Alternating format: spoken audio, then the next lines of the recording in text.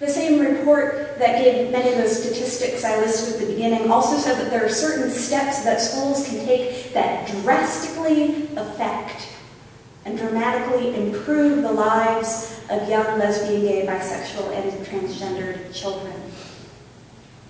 They report that having a gay-straight alliance on campus. They report knowing supportive staff members and adopting a comprehensive anti-bullying policy led to decreased victimization of these teens, better school performance, less absenteeism, decreased feelings of isolation. However, only 1/2 of the students they surveyed reported that they had a gay-straight alliance. And only 1/2 reported that they knew safe school officials that they could talk to. And only 20% attended a school that had any sort of comprehensive anti-bullying policy. Far-right groups, such as Focus on the Family, argue that allowing gay-straight alliances in schools or including sexual orientation in anti-bullying policies creates special protected classes of students and encourages students to become gay. You see, as long as children are bullied, as long as they are beat up for perceived sexual orientation or gender expression, then they have the incentive to conform, because that works really well. These children are given the choice of conform or die.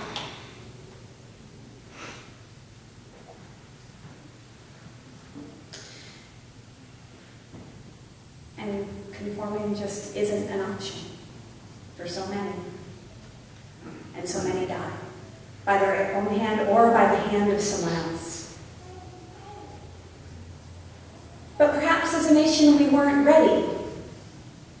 We weren't ready to take action on October 12, 1998, when Matthew Shepard, aged 21, died in a Colorado hospital after being tortured and left for dead.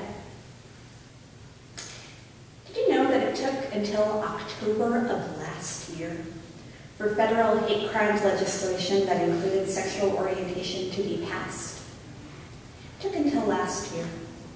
This measure was first proposed 11 years ago in the wake of Matthew's death. Perhaps we weren't ready to take action in February of 2008 when California 8th grader Lawrence King was murdered by his classmate.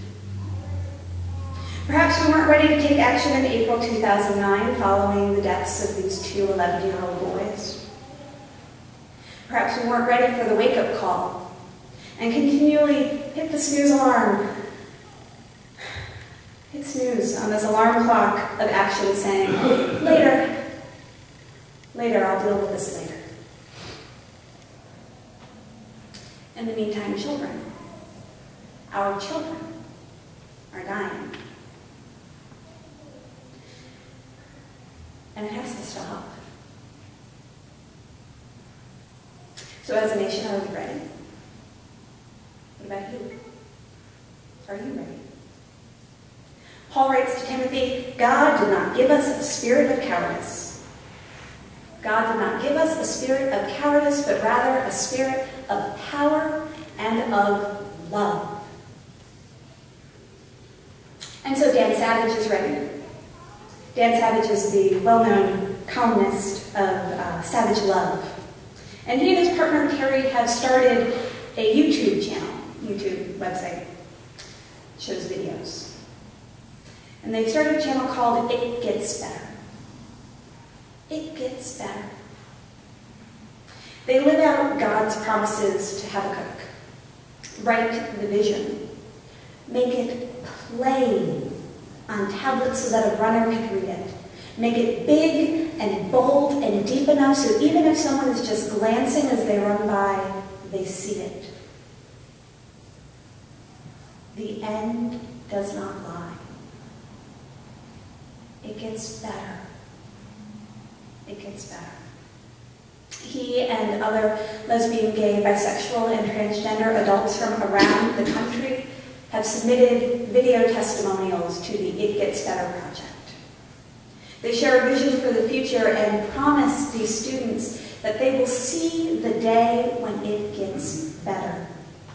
A future after high school where they have more control over where they live and how they dress and who they see and where they work. It gets better. Dave Navarro, guitarist for the rock band Jane's Addiction, is ready.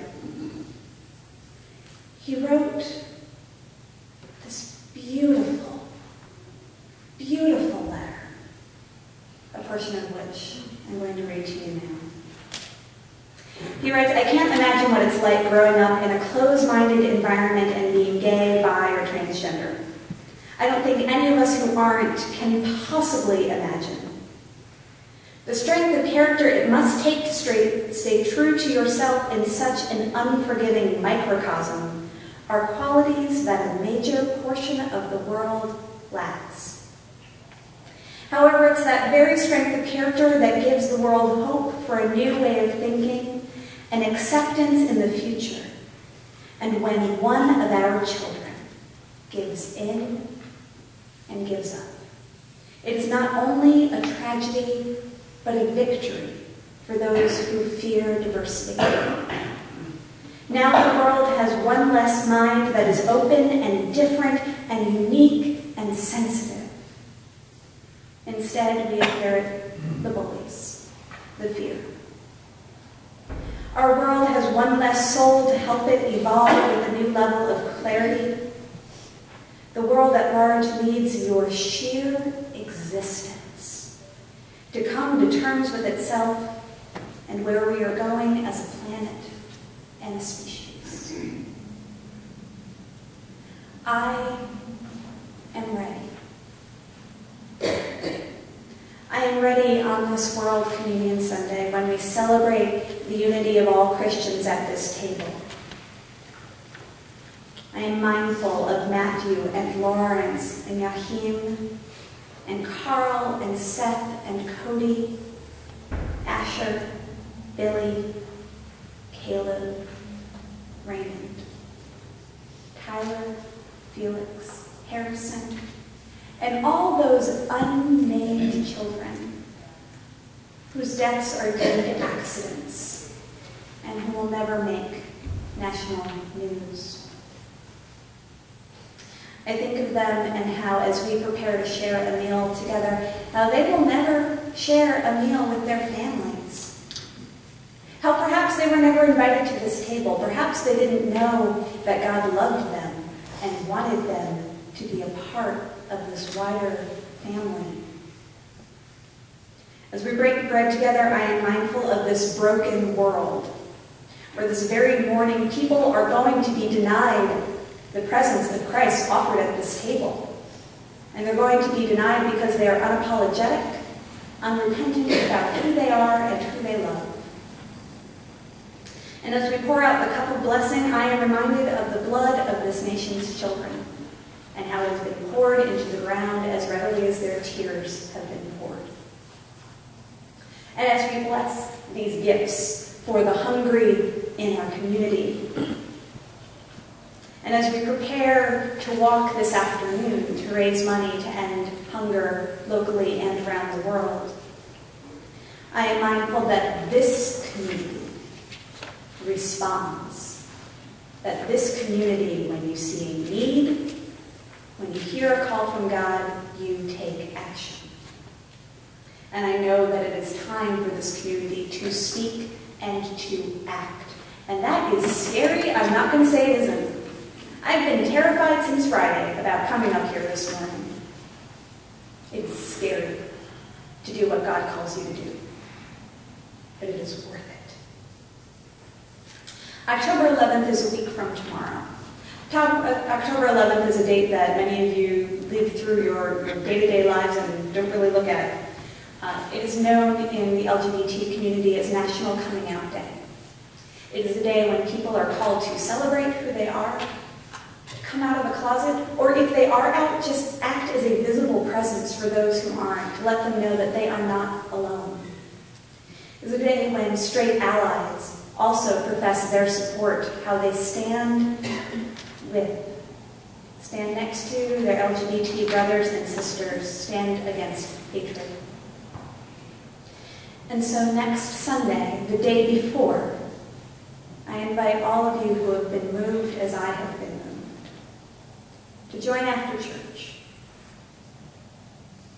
and to discern where God's calling us. How is God calling this faith community to respond so that such a tragedy will not occur here? Will not occur in Grand Ledge, in Portland, in Lansing, in various townships, will not occur here. And for those of you who have spent the majority of my sermon confused, I'm wondering, why are we talking about this issue in church? I promise you this. The still speaking God is not calling us to be silent in the face of this tragedy. The still speaking God is not calling us to be quietly open and affirming. The still speaking God is demanding that we speak. Children are dying, and silence is not going to help them. God did not give us a spirit of cowardice, but gave us a spirit of power and of love. Amen.